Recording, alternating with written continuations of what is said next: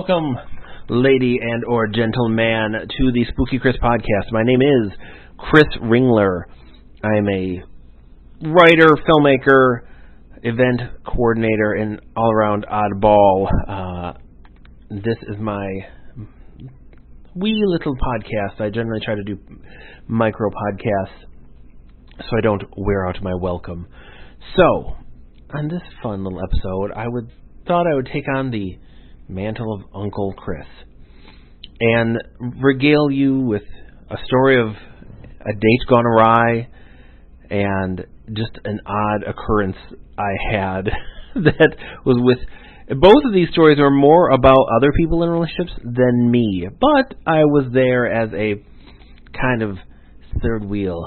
So it's the beginning of summer, it's the middle of the COVID apocalypse, so I figured it was a good time to pull out these old dandies and dust them off. So the first story, I had met this young woman online, we became friends, started hanging out. We never dated, we were just hanging out as friends. Her folks had split, and they were selling one house, and so she and her brother, who was just a douche, were staying in the one house that was for sale, while Dad lived in another house in another city. So I'd go over and hang out, watch TV, watch movies, no big deal. Well, I remember, so we had been out there hanging out once. She had told me, so she had an ex-boyfriend that had been kind of mucking about, giving her the business. No, nothing bad per se. Like, it was just kind of the general kind of douchey stalker stuff, like the casual stalking that a lot of guys do, where it's not so much like the errant text or message of like, I miss you, but more of like coming by their house and such. And, super weird, but we weren't like dating, so, it's one of those things, no big deal. Well, I remember we had gone outside, we're hanging out, it was summer, we went outside so she could smoke. And we're hanging out outside, and she's like, did you see that? I'm like, see what? It's like, there's somebody out there, pointing to her vast backyard. It said, somewhere what? Where? It's like, there's somebody out by those trees. It's like, oh, okay, that's weird. So come on, let's go inside. It's like, okay. So we go inside. She locks the back door. Very strange. It's like, what's going on? And she's like, it's so and so. So she believed it to be her ex-boyfriend who was skulking about on her parents' property or her dad's property, spying on her, which is very strange.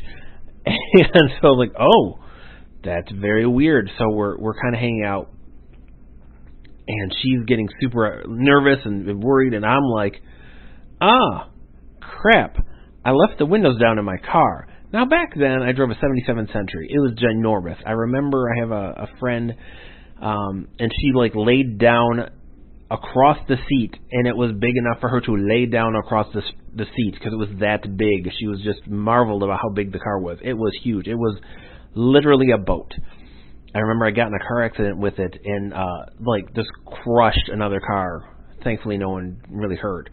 And just dented my bumper a little. That thing was a tank, and I sadly drove it like a tank. But it was a big old car, and I would keep, just back in the day, I had a Kenwood stereo in there, and the back seat had two shoe boxes, because this is what you did back then, is you put your tapes in shoe boxes. And again, back then, my tapes were my life. I loved my tapes, so I kept them all in these shoe boxes, and so I had them in my back seat, and my windows were down, and I thought suddenly, oh crap, her ex-boyfriend is out there. I don't know doing what. I don't know who he's going to think I am, but I don't want him fooling my car. So I'm like, I'm going to go run out to my car, put my windows up, no big deal. So she's like, okay. So I grab my keys, go out to the car. Didn't have my shoes on, but I was like, let's run out to my car, no big deal. So I'm walking out to my car, and as I'm walking, there's suddenly this big guy at the door, at this screen door, And I hold the door for him as he's going into the house, her ex-boyfriend. And he says, thanks. And I was like, you're welcome. And here's the problem with me, is I am built far too politely, and I was just acting as I always stupidly do, in a polite way, as a polite person, just doing as I do. Very naively, very stupidly, you do not hold the door for a gentleman who is sort of stalking his ex-girlfriend. So I hold the door for him, and he goes inside, and I just go, oh, crap. Go out to my car, roll my windows up, and sit in the car. I don't have my shoes, because they're inside, and I'm like, I don't know what to do. It's like, do I bust all in there and start some mess? Because, I mean, again, she's not my girl. Like, I'm not hearing any ruckus. I'm not hearing anything. So, I don't know what they're doing, but it's not my fight. And I don't want to make things worse. And, I got to be honest. I am not confrontational. I can avoid it. So there's that. And God knows that has not done well by me at times. So, I'm sitting there in my car, pondering the meaning of life, thinking about how stupid I am. And finally I'm like, well, I'm going to go. I can't just leave. So I go, and I kind of skulk back up to the door, and I sit on the stoop, and I just sit there in my socks and kind of stare at my feet and while away the day. And it's evening, and, this is a long time ago, so I didn't have a cell phone or anything. So I'm just sitting there and wait, 5-10 minutes. And finally he comes out, and he kind of like ambles his way away, and he goes down the driveway and then down the road, because I guess he had parked down the road. And with him gone, so I go in, and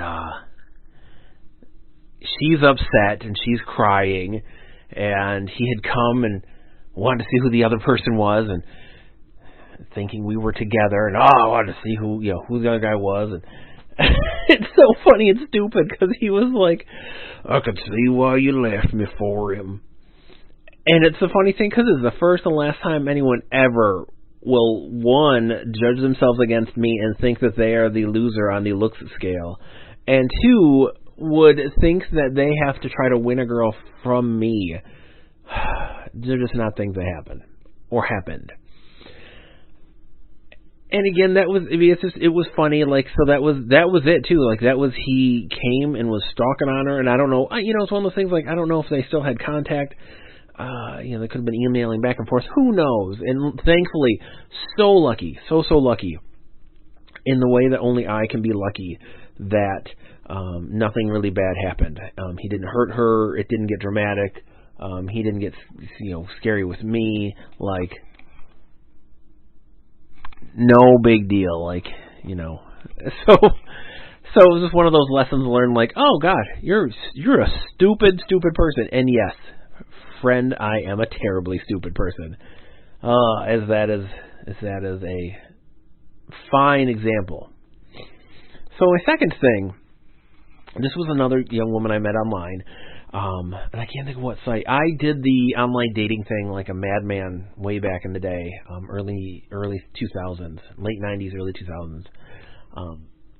Because they were, pretty much most of them were still free, and I met a ton of people that became friends, and it's, it's great. It was a different world, as it were. And I, met this young woman on there. Seemed really funny, seems fun, into similar stuff. It seemed interesting, and I mean, the sad thing was that for some reason she reminded me of a girl I knew and had a crush on. So for some weird, silly reason in my head, I was like, oh, this is like and she kind of sounded like her, so I think that's one of the reasons I was like, ooh, she sounds pretty fun. So we made plans to go to meet up. She lived in Detroit, and I was going to drive down there, and we were going to go out to a goth club called City Club. City Club, my first experience, I'm trying to think, my first experience with City Club was I went on a date with a girl I met when I worked at the mall. And I went there, and I mean, I've never been a scene guy. The most scene I've ever been is when I kind of wore flannel shirts over t-shirts with the grunge thing. But like outside of that, I'm a jeans and t-shirt kind of fella. And so she took me, and all of her scenester friends were there and were trying to spook me out and just weird me out and stuff. And it was very funny because it's just in it. So this club is called City Club. And when I first went there, so you go, and it's kind of attached to a hotel. But you park, and then you go, and there's no back then at least there was no sign for it. There was no door that said open here, whatever. You just kind of knew what you knew. So we went, and then just headed towards this big black door. So we go in the door, and then start heading up a staircase, and I swear to God, I had a moment where I was like, do I have to go through a haunted house to get to this club? That's great. This was a long time ago. This was like 1999. It was a long time ago. I was stupid. I'm still stupid, but that was a special kind of stupid.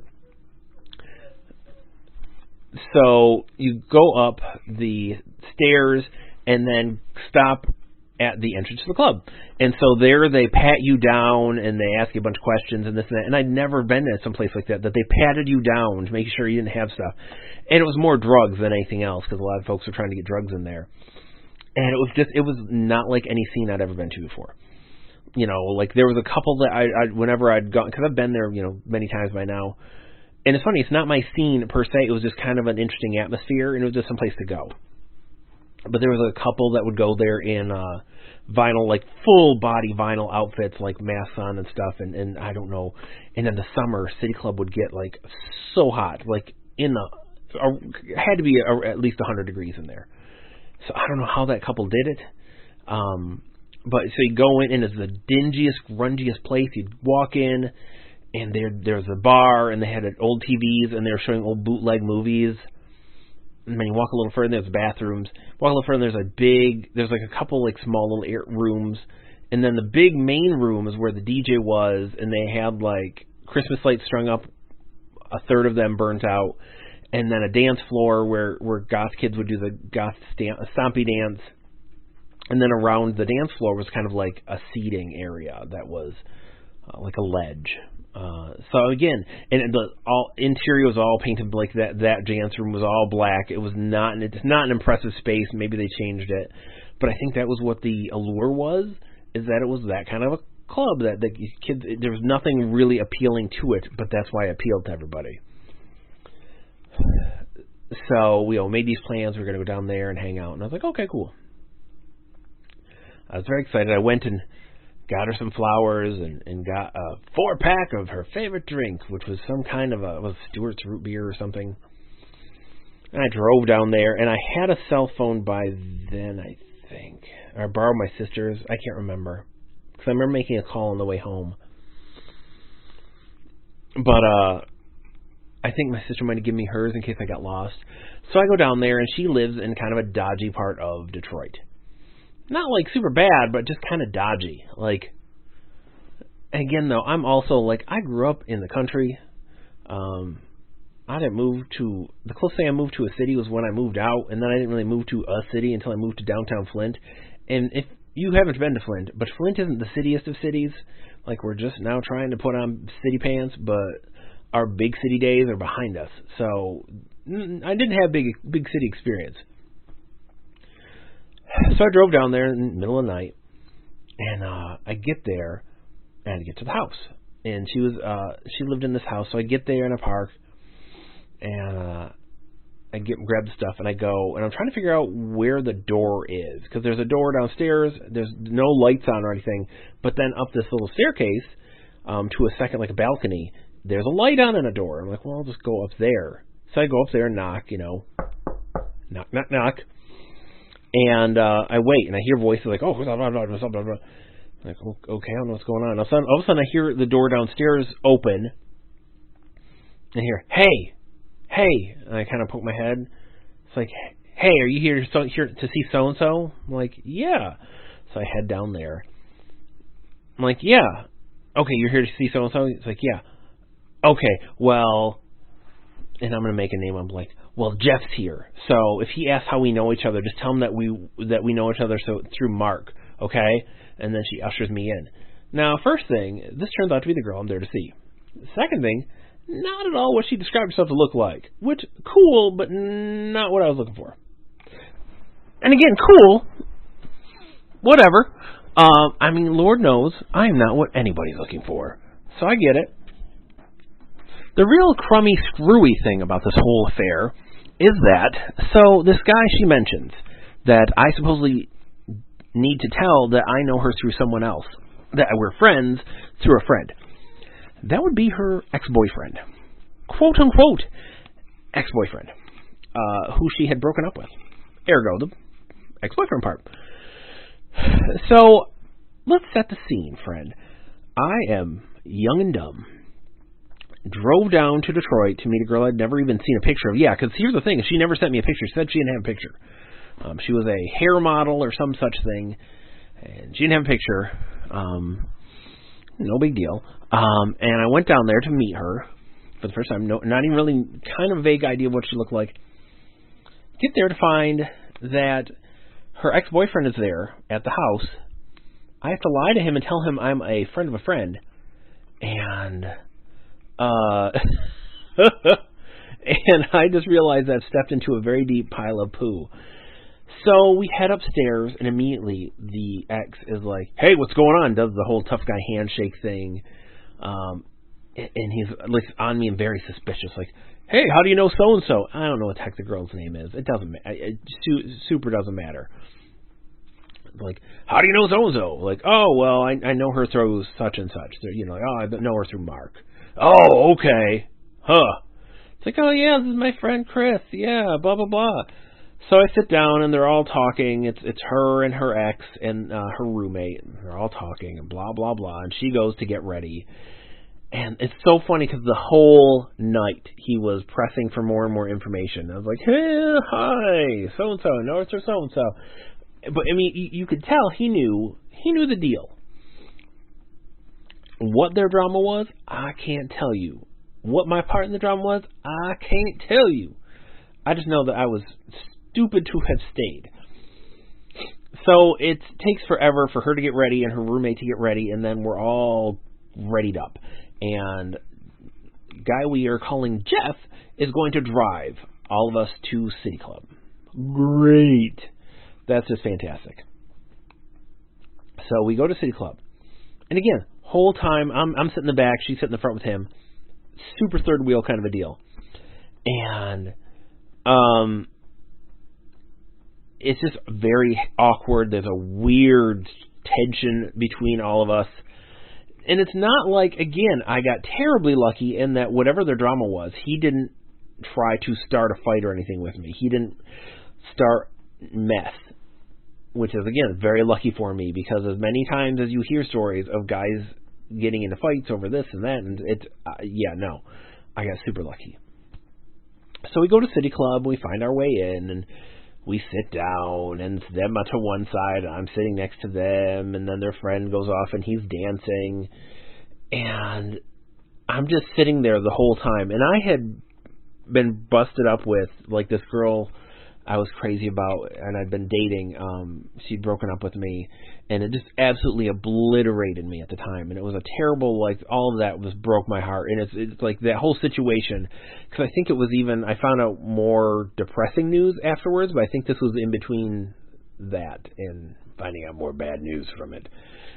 So I just sat there and the whole night, I'm just like, I wish I was with her. This is terrible. Everything sucks. I wish I was with this girl and not here in this stupid, weird triangle, and everything is stupid. And again, this was a long, long time ago in the, 1998, maybe, 97, 98. And I was just miserable. And I was miserable over that girl for a while. I held that like it was a jar of pennies. And so I'm just sitting there, and it was weird because every so often the security, and they had like straight up security guards. They would go around and they would do like kind of spot checks. and they would go around and they would like flash their flashlights on people's crotches. And I tell you what, the way and I've seen them do it other times, you would think that place must be a hand job haven, because it is just like I just can't. I mean, it's just my go-to. I don't know, man. I don't know. Maybe it's me. Maybe my thing isn't like, I'm going to go to a goth club, maybe hook up, and maybe get an HJ. I don't know. We'll see. Let's get crazy. But so that was weird. That put me off. At one point I got up just because they went to go dance. So I like got up and just kind of stood around, and maybe I was trying to get some distance. And like I had this guy dancing around me. I'm like, well, at least somebody thinks I'm cute, I guess. And it was funny because he was like straight up like kind of dancing around me, like hey. It was so weird and funny. And the whole night, like anytime she would go get a drink, he would like sidle up to me like, hey, so how do you know? And she's like, boink, oh hi, blah blah. Like she would like not let us be alone together for a minute. And it was so weird. And it's funny because I can't imagine whatever little life she led, she straight up fell into the Brady Bunch episode there where she had too many dates. So we just kind of buzzed through the night, and again, it is this whole time I'm just like in a deep depression because I'm just missing my ex, and he's sweet talking her, and it's super weird. It's like relationship couple talk, not like dirty talk, not like, but just like, so when are we gonna do this? When do you want to do that? Blah blah blah. Like it like they're a couple kind of talk. So I felt like not even a third, but like an eighth wheel. No, maybe a seventh wheel. Like there's really no use for me. I don't have any purpose. But I didn't drive, so I'm stuck there. So City Club is open until 4 a.m. They don't serve liquor, so or they cut you off at 2, which is funny again. Like so they'll like at 2 o'clock. This place they cut everybody off. They literally go around with a trash can and like grab your drinks and throw them into a big trash bin. So weird and funny. And then like they pull the drawers, and then they literally go with like armed security back to the office to lock up the deposits and stuff. It's so weird and funny, and it's that part is like almost like a parade. It's so dramatic. So we were there late, like past 2:30, and so we're there a while, and finally we're going to go home. So we're going back to her place, and the plan had been that I was going to go to City Club and hang out, and then crash at her place and come home. So we're driving. Her ex-boyfriend is driving back. All of a sudden, he starts like, so when are we going to get married? And she's like, oh, come on, not with that again. Come on. My mom said she's going to pay for it, so we just got to pick a date. Like, when do you want to get married? And it was the most awkward, like, sad, kind of pathetic, coming from a sad and pathetic guy, thing I'd ever seen, where it was this guy kind of trying to badger her on when they were going to get married, and she was just not feeling it. And it was weird, and it was, oh gosh, I remember, then there was chit-chat, and he's like, so Chris, or no, we were talking about something, and I can't remember, but I was like, so Jeff, how old are you anyways? And he threw out there, and it's so funny being 46 now, and having dated people, with, a few years between us. It was funny because I'm like, how old are you? And I don't know why. I think I was trying to make chit chat, and I didn't know what to say, and the whole thing was weird. And he's like 30 or 30 something, and she was like 19. I was like, oh, okay, great. And I think it was more the idea that this grown man had his mother was going to pay for him and this girl to be married. It was just super weird, and it's still weird. And this girl was not into it at all. So we get back to her place, and, we get out, and she keeps like, oh yeah, you're going to stay here? You're going to stay, like, no, I got to get home. Oh, well, come on, you said you're going to stay, you got to stay. No, man, I'm good, I'm going home. Oh, well, come on, stay, like, bugging me to stay. I'm like, no, I got to go home. It's like, oh, okay. And as soon as I get in my car, I zoom out of there, and I race home. like fast as I can. And I called this guy who I loathe, who kind of stalked me in a weird way, but called him to like just because I told him about the date and stuff, and I was like, oh my lord, this is what happened. Left this long funny message, and it's funny because again, this has been a long time, and I've had a couple other like disastrous dates, you know. But that's one of those where it's so weird that it's hard to just get over because it was such a weird situation. And I don't know what happened. I never spoke to her again. I don't know what happened with her and that guy.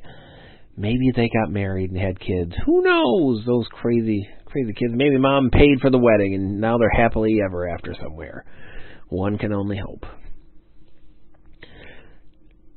All I can say is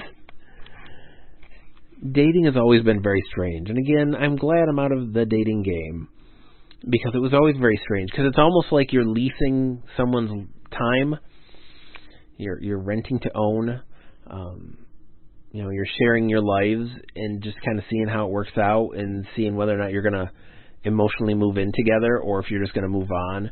And it's weird because you have to open up like in every kind of way possible, but you also want to kind of keep some things to you in case it doesn't work out, so you didn't give them everything. I don't know, it's so weird. I don't miss dating. I don't.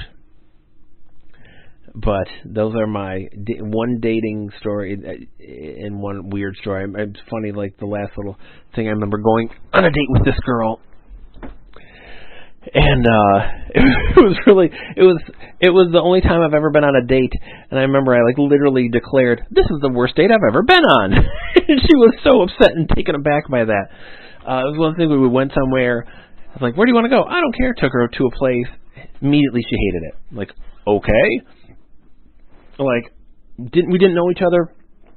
So I started asking her just the kind of chitty chat questions you do, like, what do you like? What do you do? Well, why are you grilling me like this? So she was super upset because I wanted to know more about her. So yeah, I've had some fun. But friend, this has been fun. Reliving these weird memories. I hope you were safe and well during these weird times. Find a little strangeness and cling to it, my friend. I'll talk to you soon.